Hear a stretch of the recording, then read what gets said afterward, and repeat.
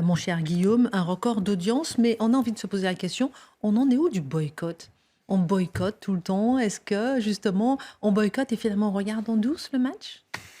Là, la réponse est contenue dans votre question. Oui, et bien sûr qu'il y a en faveur du boycott zéro et en faveur du match 23 millions de personnes. Donc les gens ont vraiment voté avec leur télécommande.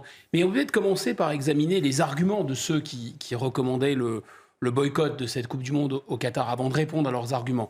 Alors leurs arguments, c'est que cette Coupe du Monde, finalement, elle concentre absolument tout ce qu'il ne fallait pas faire en choisissant un petit État du Golfe Persique. On sait bien que dans cette région du monde, c'est pas nécessairement l'endroit où les femmes, les homosexuels et même les droits des travailleurs immigrés sont spécialement bien protégés.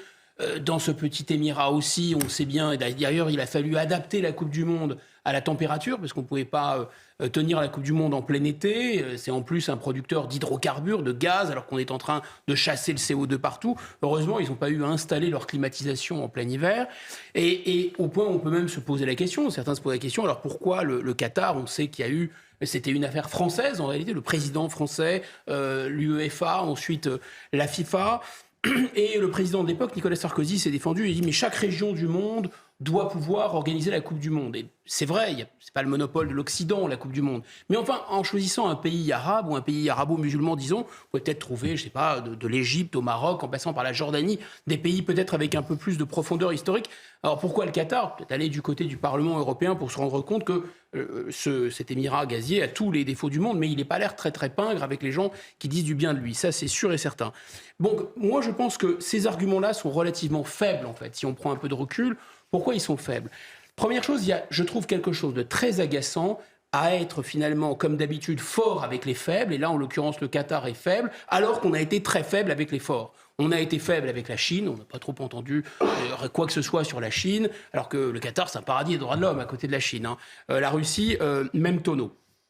Et en plus, ce qui est vraiment très agaçant, c'est qu'une fois qu'on avait fait le choix du Qatar, il fallait peut-être assumer ce choix du Qatar. On sait bien que ce n'est pas un endroit gay-friendly. On sait bien que ce n'est pas le paradis des travailleurs ni le paradis des femmes. Voilà, donc je ne comprends pas bien cette contradiction consistant pour les instances de football à installer la Coupe du Monde là-bas et ensuite à se poser des questions au dernier moment. Enfin, je trouve ça particulièrement irritant, un peu comme il y a une continuité de l'État, il faut qu'il y ait une continuité de ce genre de décision. Donc, peut-être pas, ça n'impliquait peut-être pas cette continuité, le besoin pour notre président de la République d'aller jusqu'à dire que le Qatar avait spécialement bien organisé la Coupe du Monde. Personne ne lui disait lui demandait de dire ça non plus.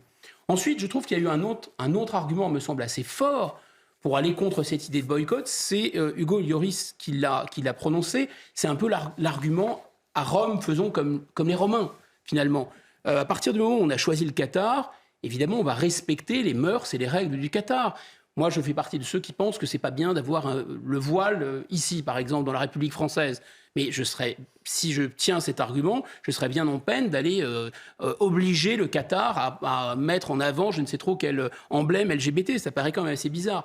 Et donc, il y a quelque chose d'assez dérisoire, d'assez même hypocrite, comme on a vu notre ministre des Sports arborer une tenue, vous savez, avec des manches aux couleurs du drapeau LGBT. Bon, Madame Castera Oudéa, à quoi ça lui a servi? Est-ce que ça a aidé les homosexuels au Qatar? Non. Quel risque elle a pris? Aucun. Elle s'est simplement mise en avant et elle a fait son petit geste conformiste. Donc il y a quelque chose d'assez molièresque, oui, dans cet appel au boycott permanent. Appel au boycott permanent, mais est-ce que la meilleure réponse finalement à cet appel au boycott, ce ne sont pas ces 20 millions de personnes qui ont regardé justement, qui font voler en éclats ces appels au boycott? Ah si, même ceux, Alain Finkielkraut par exemple, qui avait dit je ne regarderai pas, ça me gêne, etc. Il a avoué, et c'était à son honneur, il a dit mais j'ai craqué, j'ai fini par regarder quand même la Coupe du Monde. Mais il faut dire que dans son déroulement même, cette Coupe du Monde au Qatar, elle a apporté un certain nombre de réponses aux arguments de ceux qui voulaient boycotter justement cette Coupe du Monde. D'abord, elle n'a pas été tant que ça la Coupe du Monde du cynisme, du foot fric, du bling-bling, etc. Il y a eu des tas de choses qui sont venues contredire ça. D'abord, contrairement à Mme Castera Oudéa qui a pris aucun risque à part le conformisme, les joueurs iraniens, eux, ils ont vraiment pris un risque.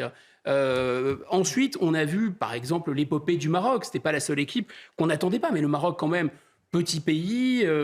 qui a David contre Goliath, qui a abattu des équipes qui étaient d'énormes machines.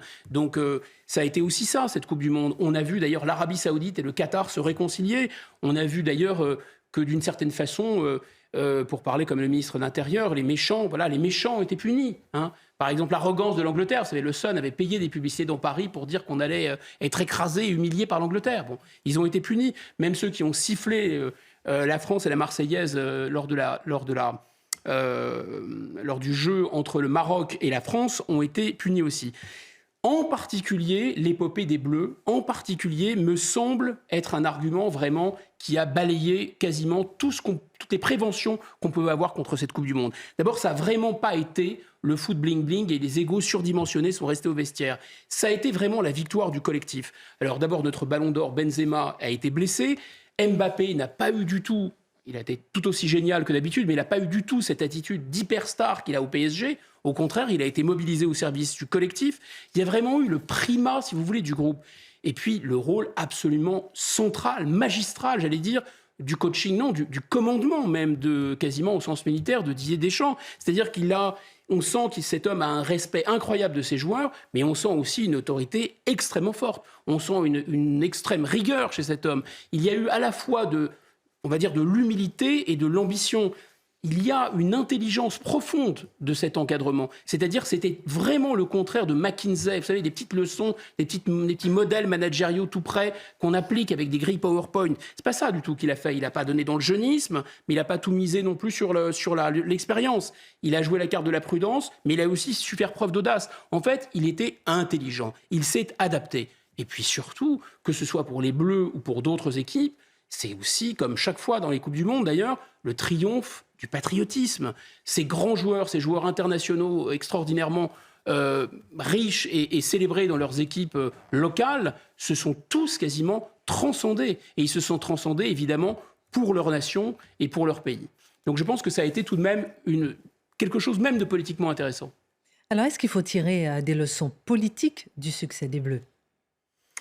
Pas trop non plus, parce que ça reste du football, ça reste un jeu. Et donc on est d'accord, il y a quelque chose comme de l'ordre du pain et des jeux. C'est Nietzsche qui disait, le monde, c'est une scène dans laquelle très peu jouent. Il y a encore moins nombreux sont ceux qui écrivent la pièce ou qui font la feuille de match.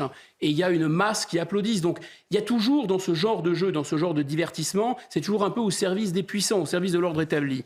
Mais je crois qu'il y a quand même quelques leçons à tirer. D'abord, moi j'ai trouvé absolument fascinant l'effet de contraste entre le discours tenu par Deschamps et le discours, finalement, la leçon de choses donnée par cette équipe de France, et puis ce que les Didier Deschamps politiques racontent aux Français depuis 40 ans. C'est-à-dire qu'ils sont petits, qu'ils sont nuls, qu'ils ne sont pas très intéressants, il faut qu'ils fusionnent avec une autre équipe, ils ont que des défauts.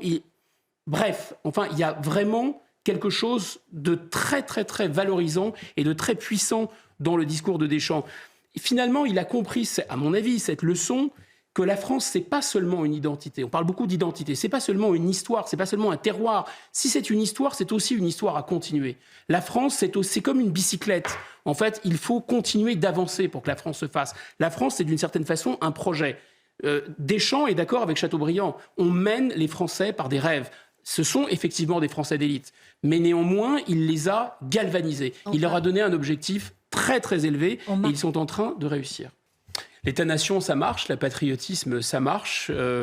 Pour peu que les Français soient commandés avec fermeté, mais aussi avec justice, qu'on leur donne un objectif, alors l'intérêt général peut transcender les individus et il peut y avoir quelque chose d'incroyable. Mais la limite de ce raisonnement, c'est que ça n'existe que dans les terrains de foot, que dans les équipes de foot, cette exigence et cette ambition française. Il faudrait qu'on soit fiers d'être français pour autre chose que le football. C'est une belle parabole, si vous voulez. Mais pour l'instant, ce n'est qu'une parabole.